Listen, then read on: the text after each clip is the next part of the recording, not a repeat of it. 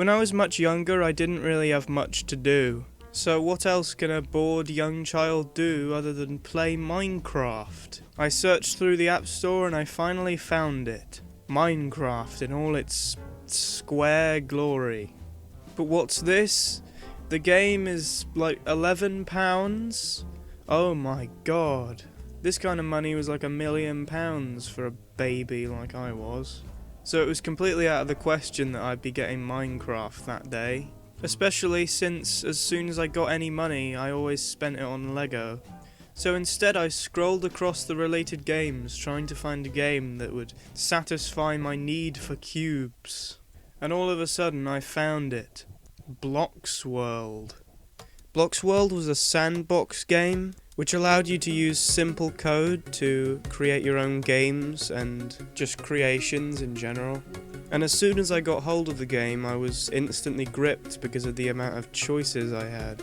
There were wheels, joints, hinges, lasers, little people, and that's only a few of the things that were present in this game. And since it was physics-based, it was so fun to experiment with. And what was even better was that you could share these creations online. In fact, this was actually one of the first online platforms I ever used. The only problem was the lack of people that were playing the game at the time. But as the years went on, more and more updates came and it was slowly building a community. But eventually I'd played the game so long that the amount of people in the community had completely changed the game. Hardly anyone posted games anymore, it was mostly a social media platform at this point. What I'm talking about is that they would make these little avatars and they would talk about what's going on or whatever. There was even like drama in the community. People were falling out and faking their own deaths and all that. It was pretty crazy for a kid's sandbox game like Blocksworld. And the moderation system had become so useless that they could pretty much post anything on there and get away with it. And in the end, the game became so different that I decided to delete it. For some reason in this video game about making games, nobody cared about making games anymore. So I decided to abandon it for many years. And I didn't touch the game until the summer of 2020. And in that summer in particular, I was so bloody bored. But then I realised something. I had all the time in the world to revisit Blocksworld. Hooray! No joke though, I was actually genuinely excited. I hadn't played this game for so long and I actually thought about it a lot. I'd wasted so much of my life on there that it kind of just seemed a waste to give up on it. So I hopped onto my PC, I downloaded Steam just for this game, and there it was, Blocksworld again. And when it had downloaded, I opened up the game, and it was the loading screen. And so I sat there and I waited, as the excitement churned inside my stomach. And I kept on waiting, and waiting. I waited for hours on end. I deleted the game, I downloaded the game again, and I waited some more. I closed down all my other programs to make space for it, but it always just kept on loading. Eventually I looked it up on the internet, and suddenly I realised that absolutely everyone who played the game was experiencing this problem. I looked elsewhere on the internet and I found out that the servers had been completely shut down. But what was really odd was that nobody really seemed to know. The developers never told them that Blocksworld was shutting down, since they were all convinced that it was just some kind of error. And I thought to myself why they would just take the game down like that, without even letting their fans know. And now that I have a YouTube channel, I decided to properly explore that. So here it is, I'll be talking about Blocksworld today, and I'll be splitting the video into two main points. First I'll just explain what the game was, and the elements and things, and then I'll give some theories on why it might have shut down. So without further ado, let's just delve right into Blocksworld. So Blocksworld was originally developed by an independent Swedish company called Boldeye. But around its release in 2013, it was purchased by Linden Labs, the creators of such games as Second Life and Sansar.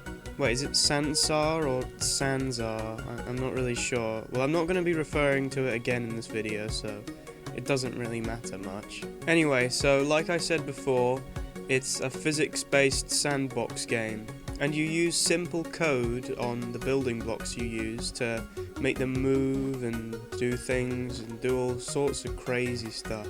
An example of the type of code that was used is if you wanted a block to change colour, first you would need to put in the circumstances, like if it hit the ground or if it was touched by a certain block, and then you'd have to put in the result, in this case, change colour. And this could be used to do so many wacky and interesting things that the possibilities were pretty much endless, except when they weren't, and that was rather disappointing, but still. There were so many different types of blocks, especially as the updates started coming, and this was further aided by the fact that you could buy packs.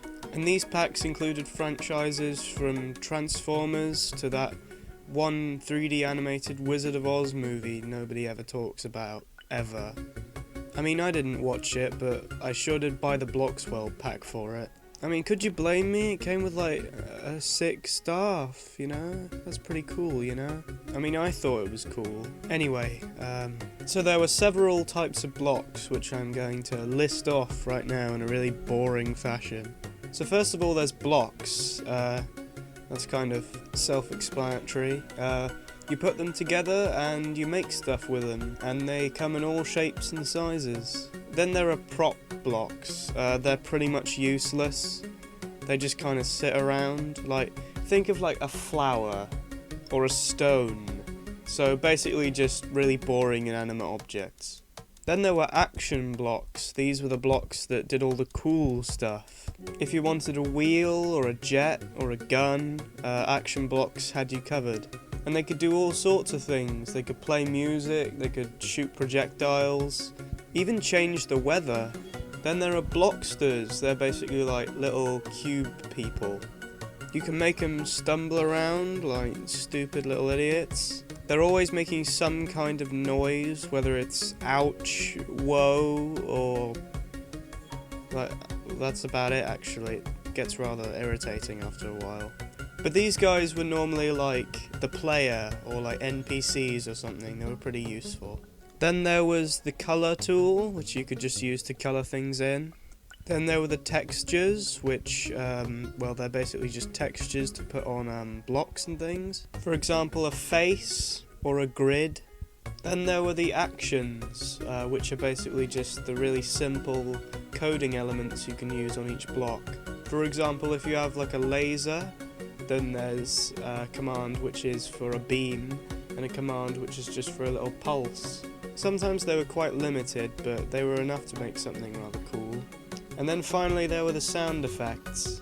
These are just stupid little effects that you could use in your games. They don't really have much impact, but they're there. You can use them. If you want a crying sound effect, well, be my guest, here they are.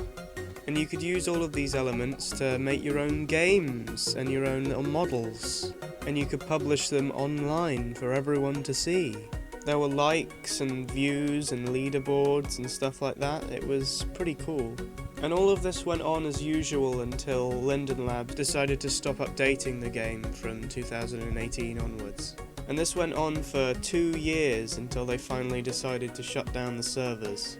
And this was on the 17th of June 2020. The game was then fully taken down on the 2nd of July 2020.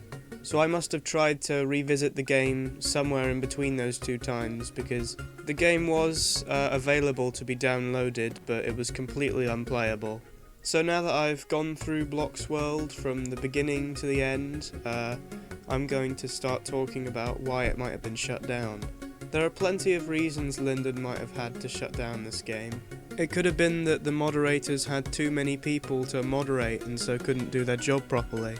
It could be that nobody was purchasing in-game goods anymore, since they had stopped updating it since 2018. Or it could have been that the game was just losing more money than it was making, or just being a general inconvenience to the company. But the explanation that I found on most sources was that they intentionally started downplaying the game. and basically abandoning it for whatever reason. I think this makes quite a bit of sense since they stopped updating the game from 2018 onwards, and that they tried to remove the game as unceremoniously and inconspicuously as possible. They didn't even tell their own fans that they were taking down the game, and they were all left really confused. In fact, they were mostly convinced that it was all an error. They were also really quick to remove Blocksworld from their catalogue of games, since now it's just Sansar and Second Life. So since they attempted to just completely delete the game without anyone even noticing, it wouldn't really be a stretch to assume that they were somewhat ashamed of this game, or thought that it was a blemish on their company. But no matter what happened, I think it's a real shame that Blocksworld was taken down. And it's a shame that something I enjoyed so much could just be removed like that. But still, that pretty much wraps up the video.